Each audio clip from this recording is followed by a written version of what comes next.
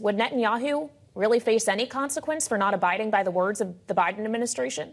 Thanks for having me, Kailey. Look, the key here is Netanyahu is not a lone actor. He's backed up by the vast majority of the Israeli public, who probably are in favor of a ground campaign in Rafah to deal with the last 4 battalions of Hamas's organized military structure and to close down the tunnels that link Rafah to Sinai.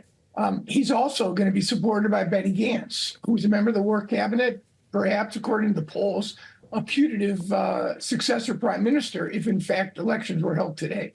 So he's not a lone actor here. I think, though, that the fact that the administration is going to receive and the Israelis are willing to send a senior delegation to talk about alternatives to a ground campaign, or at least to give the Israelis a chance to explain precisely what they intend to do and how they intend to deal with the reality of a military campaign in and among 1.3 million people sandwiched into a tiny slice of Gaza, which is only twice the size of the District of Columbia. So your question is absolutely right. I think that the Biden administration has been following what I call a passive-aggressive policy toward Israel. A lot of tough talk, a lot of genuine anger, understandably, but with little intention, seems to me so far, 6 months of this war, to impose a significant cost or consequence on Israel. How about the relationship between these two men, Aaron, Joe Biden and Benjamin Netanyahu, at the beginning of the conflict when the White House was starting to get criticism here? Joe Biden said you just have to hug him as closely as you can. They didn't talk in over a month, we were told today when this meeting took place. Will it be another month before they speak again? Good question, Joe. I think the president is increasingly aware of the fact that he's not dealing with the old risk-averse Benjamin Netanyahu, the guy who took one step forward, a step to the side, one step back.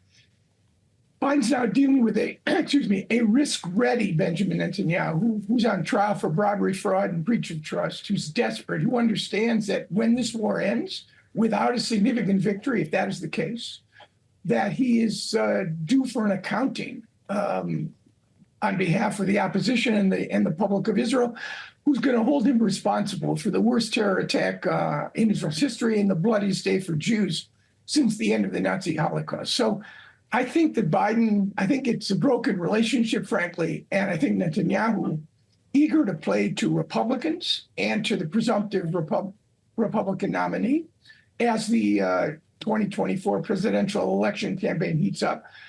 It would not surprise, as it did in 2015, when then Prime Minister Netanyahu interceded and undermined then President Barack Obama in his efforts to reach a nuclear agreement with Iran. I think you could see a repeat of that in the months ahead. It's interesting you raised the idea that he may be held in the books of history as responsible for what happened on October 7th. And I wonder also if he would want the responsibility on his shoulders of the remaining hostages still being held by Hamas to not come home by not reaching some kind of temporary ceasefire agreement, with all of these parties still trying to negotiate toward that effort. Can it happen if it hasn't happened already? Does it just get more complicated, more difficult to reach that point as time goes on and potentially there is movement in Rafah? There's more frustration on the part of the Biden administration? We have 134 hostages, Kailey. 30 or more of them, the Israelis believed, were either killed on October 7th and brought to Gaza, their bodies to trade for the release of Palestinian prisoners, or killed in captivity. I think the prime minister is under pressure, certainly from the families. And here's where Benny Gantz, who has been pushing for a hostage deal for months now, may come into play. If, in fact, and negotiations are now ongoing in Qatar with the Americans, maybe not yet with the Americans, between the Israelis, the Qataris, the Egyptians, and representatives of Hamas, I think if there's a reasonable deal on the table, there is a chance, perhaps before the end of Ramadan, to get a limited hostage release.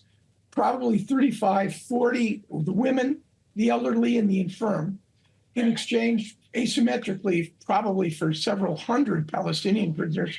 And one of the contention points is that Hamas wants at least 100 of those to be Palestinians who were either charged or convicted of killing Israelis, which is going to be a tough sell for the Israeli Prime Minister. So I think there is very much the possibility of such a deal.